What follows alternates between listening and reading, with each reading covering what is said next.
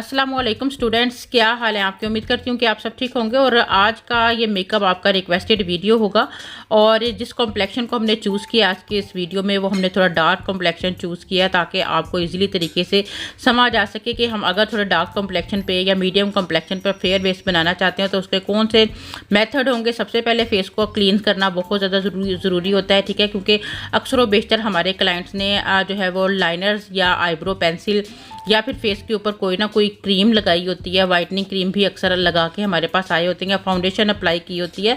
तो कोई भी अगर फेस के ऊपर इस तरह से प्रोडक्ट पहले से लगी होगी तो मे भी हो सकता है कि आप फाउंडेशन को अच्छे तरीके से फिक्स ना कर सको। और वैसे भी अगर मस्कारा आपकी लैशेस पे लगा होता है तो फिर जब आप मेकअप कर रहे होते हो तो फाउंडेशन इसके ऊपर चिपकती है और वो डबल ट्रिपल कोटिंग होने के बाद हमारी लैशेस बड़ी चिपकी चिपकी सी फील होती हैं। वो अलहदा से सेपरेट नहीं होती हैं, ठीक है। जैसे एक मज़े का नीट लुक आता है वैसे नहीं आता। मेरी बात की आपको समझ आ रही होगी, ठीक है। और सेकंड हमारा ये है कि अगर आपके आईब्रोज में कुछ थोड़े बहुत बाल निकल आए हैं तो आप उनको पहले नीट कर लें, ठीक है। अच्छे तरीके से आईब्रो को नीट करने के बाद ही अपनी आई की शेप करें। ख़ास तौर पर अगर आपका मॉडल लुक मेकअप की तरफ जाना चाहते हैं तो आपको चाहिए कि पहले आईब्रो की प्रॉपर नीट करें, थ्रेडिंग करें, प्रॉपर शेप करें और उसके बाद फिर अपनी जो है वो मेकअप की तरफ आप आएँ, ठीक है। अगर थोड़े बहुत भी आईब्रो के नीचे बाल होंगे तो क्या होगा, वहाँ पे आप प्रॉपर तौर पर आईब्रो की शेप को नीट नहीं कर पाएंगे। और मज़े का जैसे कट क्रीज मेकअप में बहुत ज़्यादा नीटनेस आती है, ठीक है। और नीटनेस तभी आती है जब हमारी प्रॉपर आईब्रो की शेप हुई होती है, ठीक है। और इसी तरह अगर हमारी अपर लिप्स भी नहीं हुई होती है तो अपर लिप्स के दौरान जो है जब हम बेस बना रहे होते हैं तो बेस में लाइन्स आती हैं, ठीक है। इसलिए अक्सर व बेशतर जब हम मेकअप कर रहे होते हैं तो उससे पहले काफ़ी ब्यूटिशंस को आपने देखा होगा, ख़ास तौर पर ब्राइड्स को, वो पहले या तो वैक्सिंग कर लेती हैं एक दिन पहले, ठीक है। और अगर मतलब टाइम नहीं होता तो रेज़र की मदद से बालों को रिमूव कर लेती हैं ताकि हमारी जो फाउंडेशन है वो बहुत अच्छे तरीके से फेस के ऊपर ब्लेंड हो। इसलिए जब भी आपके पास ऐसा क्लाइंट है जिसके फेस के ऊपर बहुत घने बाल हों तो पहले आप रेज़र से रिमूव कर लें। अच्छा, यहाँ पर हमने रिवाज एचडी का प्राइमर यूज़ किया है और अब हम ऑरेंज करेक्टर क्यों यूज़ कर रहे हैं, ठीक है।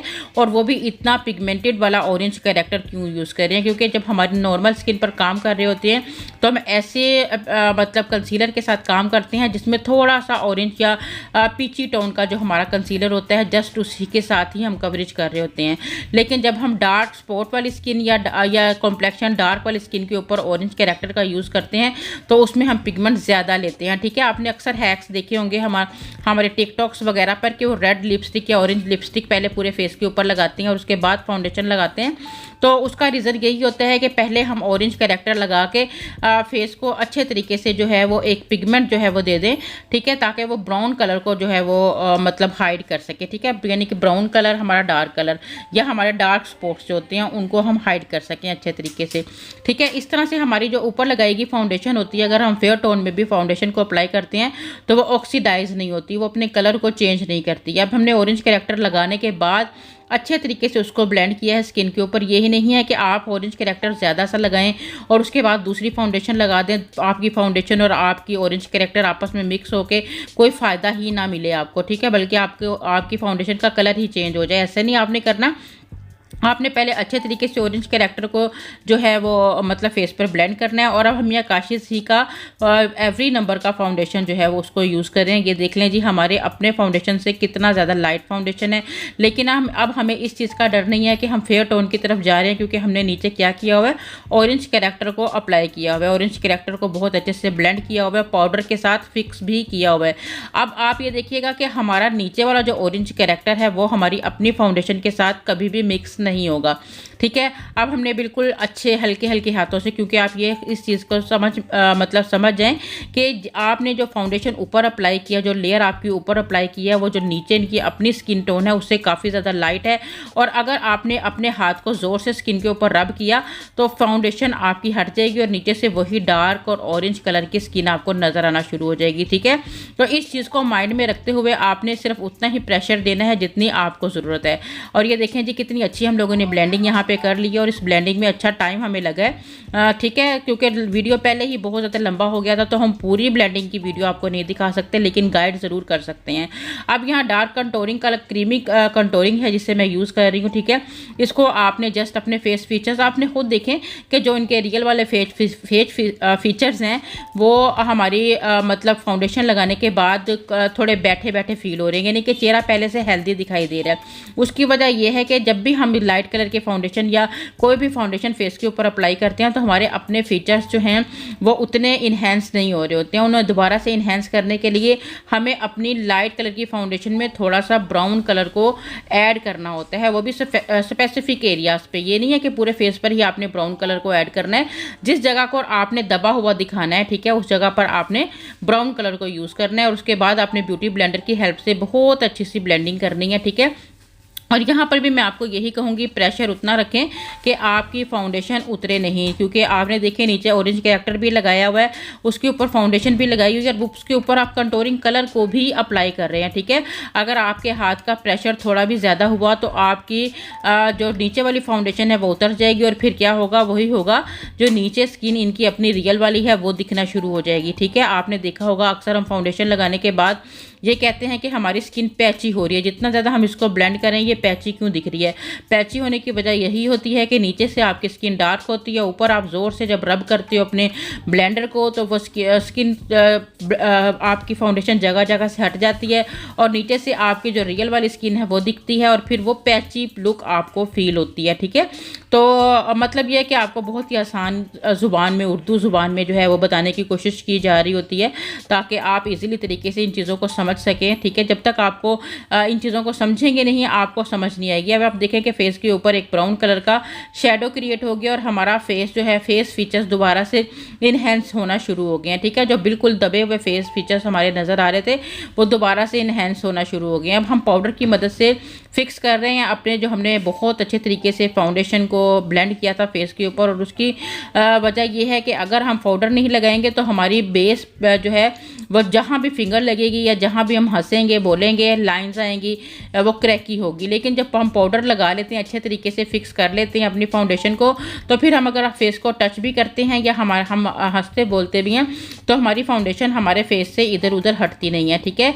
ब्लशन हमने अप्लाई करने के बाद अगर आपको लगता है कि आपके फाउंडेशन या ब्लशन लगाने में प्रॉब्लम रहती है, इवन नहीं लगता है, तो आप इस टेक्निक को जो है वो फॉलो करें। आपने कान के मिड से लिप्स की तरफ इस तरह से दोनों साइडों पर एक लाइन क्रिएट करनी है और इस तरह से आपका फेस बहुत ही ज़्यादा स्मार्ट जो है वो दिखेगा। अब आ जाते हैं हम अपनी आईब्रोज़ की तरफ, और आईब्रोज़ को पहले आपने स्पूली की हेल्प से बहुत अच्छे तरीके से जो है वो मतलब कॉम कर लेना, ठीक है, क्योंकि जब हम फाउंडेशन फेस पर अप्लाई करते हैं तो हमारी आईब्रोज पर भी फाउंडेशन थोड़ी बहुत लग जाती है। तो स्पूली से जब हम कॉम करेंगे तो हमारी फाउंडेशन सारी की सारी हमारी स्पूली में आ जाएगी। उसके बाद फिर हम आईब्रो की शेप करेंगे और फिर उसके बाद हमें जो है वो अपने हाईलाइटर को यूज़ करना होता है, ठीक है। हाईलाइटर मैंने एक पेंसिल ब्रश लिया हुआ है और उसके मदद से ही मैं गब्रिनी का यहाँ पर हाईलाइटर यूज़ कर रही हूँ, ठीक है। और इस तरह से आपने अब एक डार्क ब्राउन कलर में ले रही हूँ, ठीक है, मैरूनिश शेड में ये कलर है, ठीक है। और इससे मैं जो है वो कट क्रीज बनाऊंगी। और ये मैंने एक फ्लफ़ी ब्रश लिया है, लेकिन ये फ्लैट ब्रश है, ये ब्यूटीफाई बाय आमना का ब्रश है और इसकी मदद से मैं जो है वो पूरी क्रीज लाइन बनाऊंगी। और आपको पता है कि जो फ्लैट ब्रश होते हैं वो क्रीज लाइन को मतलब बहुत ज़्यादा ब्लेंड नहीं कर पाते हैं, ठीक है। तो इसकी ब्लेंडिंग के लिए मैं एक दूसरा ब्रश यूज़ करूँगी, ठीक है। और आइज़ पे कलर पिगमेंट लगाने के लिए मैं आपको एक टिप दूंगी कि हमेशा कलर को थोड़ा सा लगाएं, उससे ब्लेंड करें, फिर और कलर लगाएं।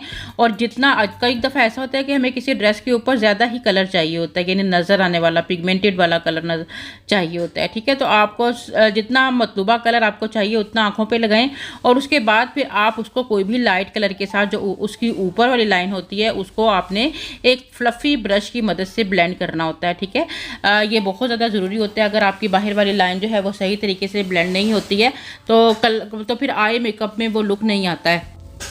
और कई दफ़ा ये होता है कि हमारी आई की जो साइड होती है वो हमें नीट लुक नहीं दे रही होती है, ठीक है। तो आप इस तरह कंसीलर की मदद से जो है वो एक लाइन जो है वो लाइनर वाले ब्रश की मदद से लगा लें। आप देखिएगा कि ऐसा मेकअप होगा कि जैसे आपने टेप की मदद से किया होता है, ठीक है। कई लोग अपनी बाहर वाली लाइन को बहुत ज़्यादा नीट दिखाने के लिए टेप का यूज़ करते हैं, तो आप इस टेक्निक की मदद से भी बिल्कुल टेप जैसा लुक अचीव कर सकते हो। अब आपकी क्रीज लाइन आपने बनानी है तो आपने बहुत अच्छे से आइज़ को थोड़ा सा ऊपर से स्ट्रेच करके एक डी बनानी है, ठीक है। और उस डी को आपने अच्छे से कंसीलर से फिक्स करना है और उसके ऊपर मैंने विदाउट पाउडर फिक्स किए जस्ट आसमा खान का जो हमारे पास वेलवेटी शेड है उसी शेड के साथ ही हल्का हल्का जो है वो कलर इस पर मैं रख रही हूँ, ठीक है। ये देखें कितना ज़्यादा खूबसूरत लगेगा क्योंकि यहाँ पर ग्लिटरी लाइन जो है वो उसको लगाने वाली है। और ग्लिटरी लाइन लगाने के लिए हमेशा आपने कलर्स जो हैं वो लाइट रखने हैं, ठीक है। क्योंकि यहाँ पर देखें अगर हम अपने ग्लिटर का कलर या जो हमने वेलवेट शेड लगाया उसका कलर भी डार्क रखेंगे तो फिर वो उतना मज़ा नहीं आएगा, ठीक है। तो यहाँ पर हमने थोड़ा सा डार्क कलर को भी कॉर्नर के ऊपर अप्लाई किया है ताकि हमारी आइज़ में और मज़ीद अच्छी वैरायटी नज़र आए, ठीक है। तो इस तरह से हमने डार्क ब्लैक कलर यानी कि पहले हम लोगों ने थोड़ा मैरून कलर लिया था, मैरून, और उसके बाद फिर हम लोगों ने पिंक के साथ ब्लेंड किया था। और अब यहाँ 12 नंबर का आसमा खान का ग्लिटर है, ये चंकी सा ग्लिटर है, बहुत ज़्यादा शाइन करता है ये वाला ग्लिटर।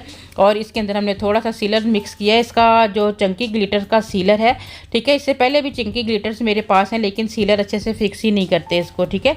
लेकिन आसमा खान के इस ग्लिटर ने हमारी प्रॉब्लम सोल्व कर दी हुई है। अब आप बहुत अच्छे तरीके से अपनी ग्लिटरी लाइंस जो हैं उनको विजिबल करके लगा सकते हैं पिगमेंटेड, क्योंकि ये देखें मोटा जो चंकी ग्लिटर होता है उसके लिए आपको थोड़ा थिक जो है वो मटेरियल चाहिए होता है, सीलर का मटेरियल जो है वो थिक होना चाहिए, ठीक है। वो पहले जितने भी थे वो हमारे पास वाटरी टेक्सचर में होते हैं, ठीक है।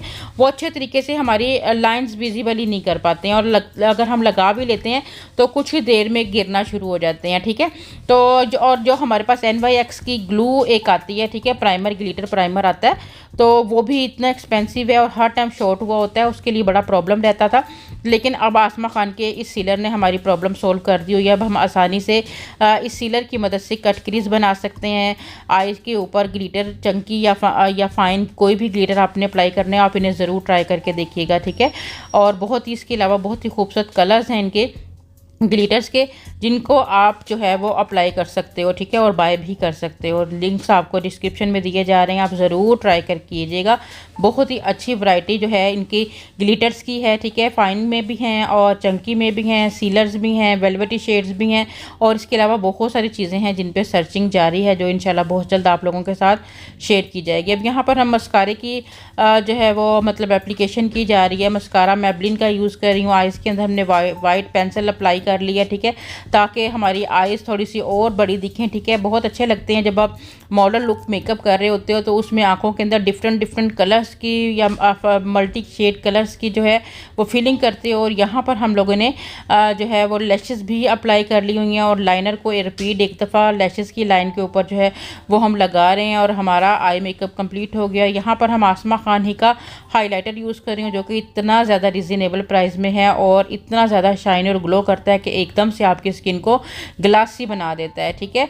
और इस तरह से हम लोगों ने जस्ट फिंगर ही की मदद से इसको जो है वो आपने यूज़ किया है। थोड़ा सा मैंने यूज़ किया है। इसके साथ आप पाउडरी, क्योंकि ये वेलवेटी कलर है हाइलाइटर, ठीक है, अगर आप चाहें तो पाउडरी भी थोड़ा सा साथ में मिक्स कर लें, मज़ीद और शाइन आ जाएगा, ठीक है। ये देखें जी कितना खूबसूरत इनका हाइलाइटर, एमली ब्रांड का। यहाँ पर हम 21 नंबर का लिप ग्लॉस यूज़ कर रहे हैं। पहले हम आउटलाइन करेंगे और उसके बाद प्रॉपर इसकी जो है वो फिलिंग कर लेंगे, ठीक है। आउटलाइन बहुत अच्छे तरीके से आपने करनी होती है, ठीक है। अच्छा, यहाँ पर हमारे साथ एक प्रॉब्लम ये होती है कि हम जब सर को पीछे टेकनी ना लगाते तो हमें बिल्कुल ऐसे मेकअप करने में थोड़ा सा, मुझे तो बहुत ज़्यादा प्रॉब्लम होता है, ठीक है, क्योंकि कमर में पेन शुरू हो जाती है, ठीक है। तो ये है कि अगर सर को पीछे किसी जगह पे टेक हो ना और हमारा तो वो आसानी से हम लिप की शेप बना सकते हैं। यहाँ पर हम लोगों ने लिप की शेप इस तरह से जो है वो बना ली है, अच्छे से फिलिंग जो है वो हम लोगों ने कर ली है और ये इनकी जो है वो फिनिशिंग लुक आप लोगों के सामने, ठीक है। और यहाँ पर ये आसमा खान का वेलवेटी शेड है, ये बड़ा प्यारा लगता है लिप के ऊपर लगाया हुआ, ठीक है। तो ये रेड कलर मैंने जो है वो इनकी लिप के अंदर थोड़ा सा ऐड किया है, जिससे आप देखिएगा इनका लुक कैसा मज़े का चेंज होने वाला है, क्योंकि आसमा खान के सारे प्रोडक्ट्स से लुक बहुत ज़्यादा चेंज होता है, ठीक है। ये देखिए जी आपके सामने। उम्मीद है आपको बहुत मज़ा आया होगा। न्यू ऐसी वीडियोस देखने के लिए हमारे इस चैनल को सब्सक्राइब करना मत भूलिएगा और इसके साथ ही दुआओं में हमेशा याद रखिएगा। इजाज़त दीजिए, अल्लाह हाफ़िज़।